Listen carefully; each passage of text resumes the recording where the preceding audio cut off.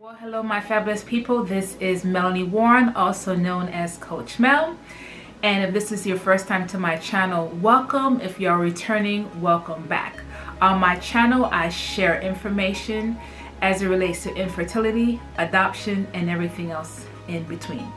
So today I just want to share with you my story as it relates to my infertility journey and my adoption journey.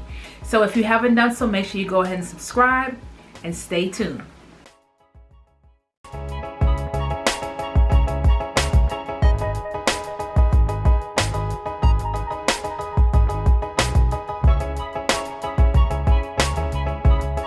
I want to share with you my infertility and adoption story. So I've been on this doing these videos, and I realized that I had not yet shared my story. And so I want to do that with you today. And I actually found one of my old journals that I would use to just write down my thoughts, my pains, my frustrations, and also write the vision that I had for my family and the desire of what I wanted my family to do. So just bear with me. Hopefully I won't get too emotional during this time, but needless to say. So on December of 1999, my husband and I got married, okay? And yes, one of the things, surprisingly enough, when my husband and I did get married, we were virgins. I've had relationships, and my husband as well, but we were actually virgins. Who would have thought, right? Anyway, so we got married December 1999.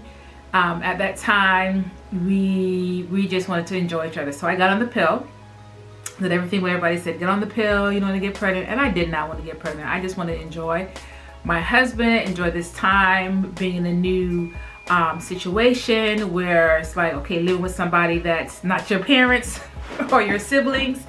So we didn't want that, after a year. So the year came, and which would have been December of 2000. And we discussed about going ahead and starting working towards building our family. So about January, February, we were on mission baby making. Okay, we were on, let's do this.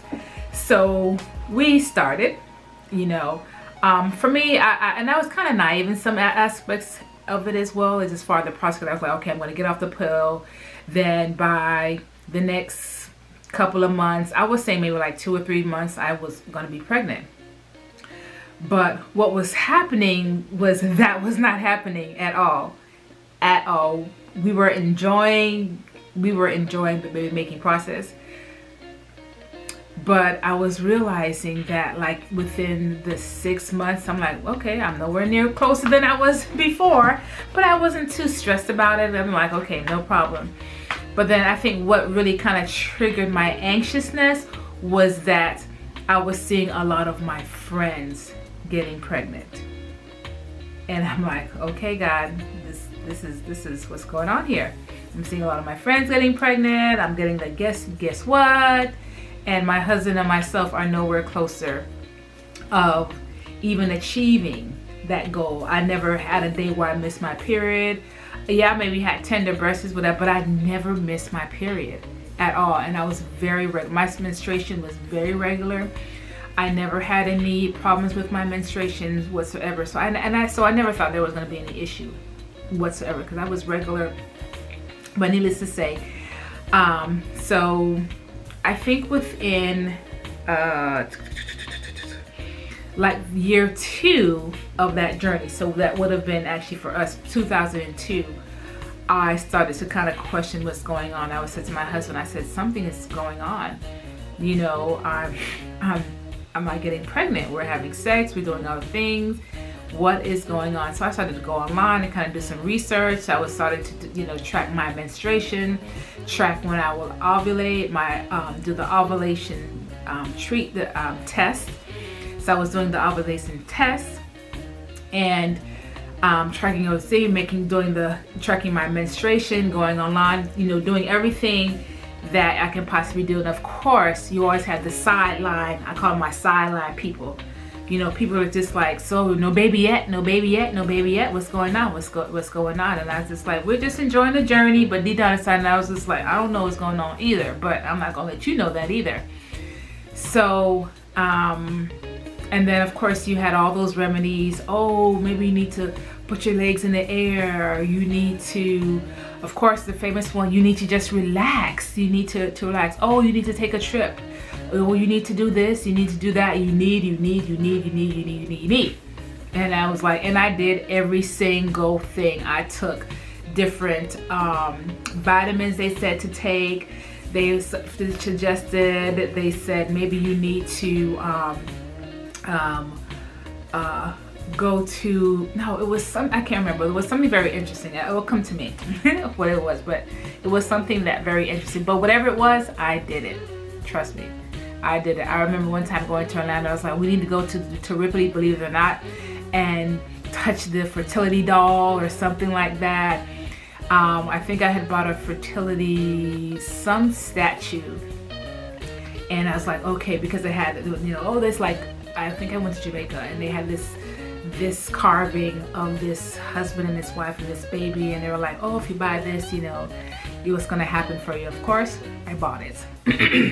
Needless to say, it did not happen.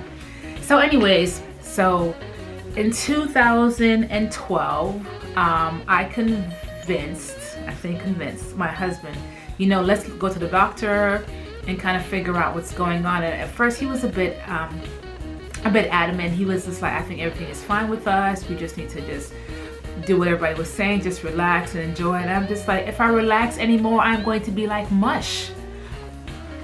What more, how more relaxed could I be? You know, time is going. And as I said, looking around and seeing my friends, co-workers, frenemies getting pregnant, just like, I am nowhere closer to this journey.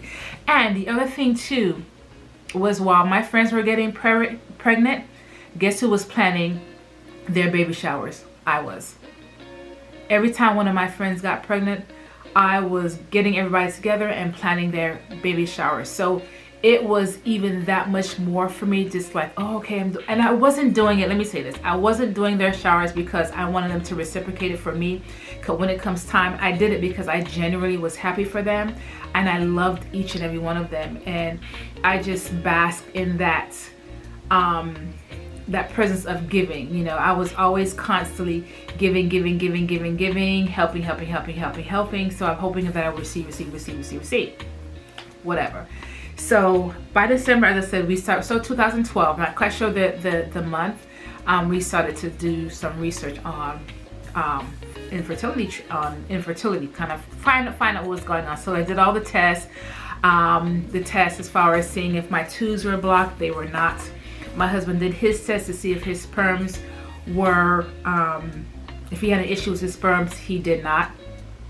I was checking my ovulation, and they checked it, and I was ovulating. Every test that you, of course, those of you that are on the journey did, I did every, and I ended up doing a lot of them twice. And I'll talk about that at a different time. So needless to say, we did everything. We did blood work, workup, everything, every test that we can possibly think of at that time, we did. And when we finally met with our first doctor, they came up with the theory, unexplained infertility. Oh my gosh. To be honest with you, I think it's more devastating when it's unexplained, because you're like, there is no reason. There is no reason why I could not get pregnant whatsoever. No reasoning. So that was really even frustrating to me. So they were like, you're the best treatment, you have a great chance, because all my levels was great. They were like, you have a great chance of doing artificial insemination. And so, you know, artificial insemination, my husband does his business in his cup, and then when it comes close time to my ovulation time, I go in and they inject me. All right, so the first time they did that, I was nervous, but I was also kind of really excited because I was like, okay, now this is going to work, because my levels were amazing. They were like, oh, you really have great levels. Your everything looks really great. And then this time I did not do any Clomid or whatever for the first artificial insemination. I didn't do any Clomids, any drugs. It was just my body doing what it was supposed to do. Okay, and so we did it, everything, and did the procedure. Waited for the 2 weeks, and needless to say, before the 2 weeks came, my period even came on earlier. I mean like really earlier, as opposed to, you know, my regular cycles.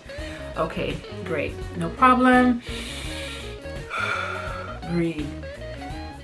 Okay, I'm really in a distraught, but I spoke to my husband, and we're like, okay, we're gonna try it again. This time, the doctor said, okay, let's go ahead and do the Clomid, you know, to kind of just help out with the process. So that was the second time. So we did the Clomid, and did all the tests, did all the follow-up, the work of making sure that my eggs were good, the quality was, I was having my follicles, everything was producing, and everything was good. Once again, everything was good. My levels were good, you know, but this time I didn't get all that excited because of what happened the first time, but I was still hopeful. I was still very much hopeful on this journey. So I did that. And then, you know, of course he did his part, I did my part, waited, and this time my menstruation, it's like I vividly remembered it so well. It was just at the point where I was like, okay, like the next day was going to be the day where I was going to go and get my levels checked to see if I was pregnant. And literally this time, literally the day before my menstruation came on, and I'm like, God, you are playing. This is a joke. This is a joke. Okay, so great. It did come on. I called them and I was like, no, I'm not pregnant. My menstruation is on. They were like, okay, come back. But this time I didn't come back right away. We were in the process too of moving and transitioning to her. So I was like, okay, I would wait before I come back, because we were, as I said, we were moving, so I didn't want to do anything right now. That was already stressful with us moving, so I didn't want to make any things anywhere. So we just kind of just laid off low for a couple of months until we moved to our new home and got settled there. Then I will go ahead and start again, which I had to end up finding another doctor closer to where I was at the time. So we went ahead, and this time actually what we did too, we kind of stopped the fertility treatment and tried it again on our own. And so we started baby making plan 2, and of course, you know, we're swinging off the ceilings, doing everything we can, leg up in the air, swinging everything you can possibly do. We are doing this. Every time we had sex, my legs were up in the air. Every time. After he ejaculated, my legs was in the air. Yes, it was. And so there you have it.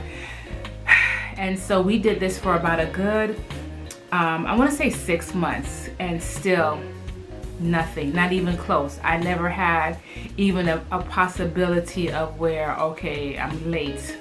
I was always on time with my menstruation. So once we got settled, then we started to look for somebody up here.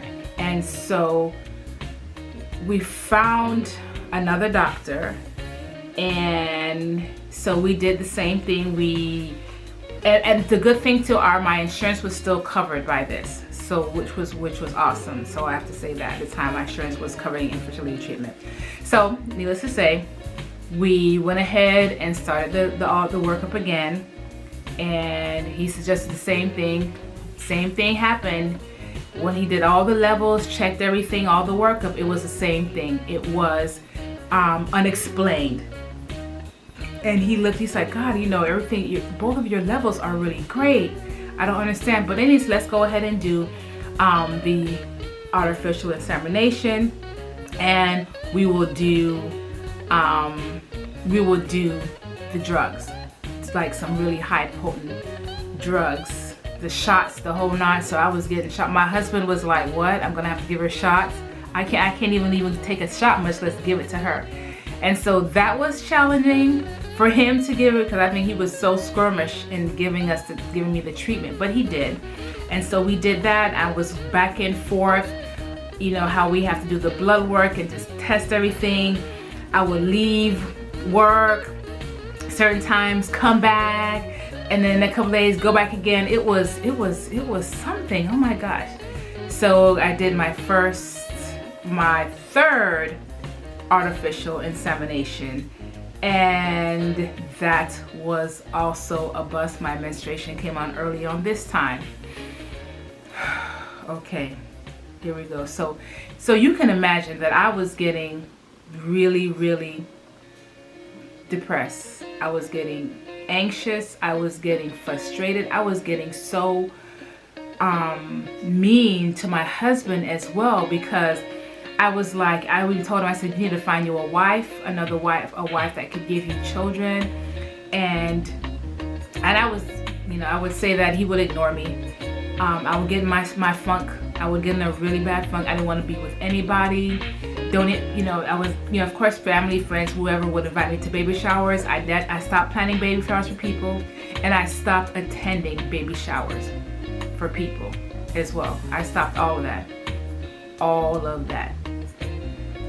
So by this time in our relationship, I think it was more so me, that I was just really just not in a good place. Not at all. Not in a very good place. Not in a good place whatsoever. I was really becoming isolated. And I am the type of person that I love people. I love, you know, being around my friends. I love spending time with my family. But I didn't want to do that anymore, because I didn't want to hear the questions. I didn't want all of that. I didn't want no advice, none of that. And I remember one Mother's Day, I was at our old church. And, you know, I hated to go to church for Mother's Day. I really hated to go to church on Mother's Day. But I went this particular Sunday, and I was really feeling like crap because my menstruation had just come on. What was the thing? So anyways, my menstruation came on. I went to church, and I'm trying to, you know, be in my best self. And people would come, they're like, "Oh, happy Mother's Day, you know, future mother." And that, you know, that was encouraging to me. But this particular Mother's Day, one particular lady said to me, one lady came, she said, "Happy Mother's Day, Mel," and I was hugging and, you know, trying to be my cheerful, pleasant self. And then one lady came to me and she goes, "Happy Mother's Day," and then in the next breath she goes, "Oh, but you're not a mother." Oh my gosh, the reality set in. I was not a mother. I was not a mother. I was not. So I'm going to stop here. So this is going to be in parts, because the story is long indeed. So make sure you go ahead and subscribe. Click that button, ding, ding, ding, ding, ding, ding, ding, so you know when I upload videos every week. And I'm going to do the part 2 of my journey. All right. So thank you so much for watching, my fabulous people. Bye.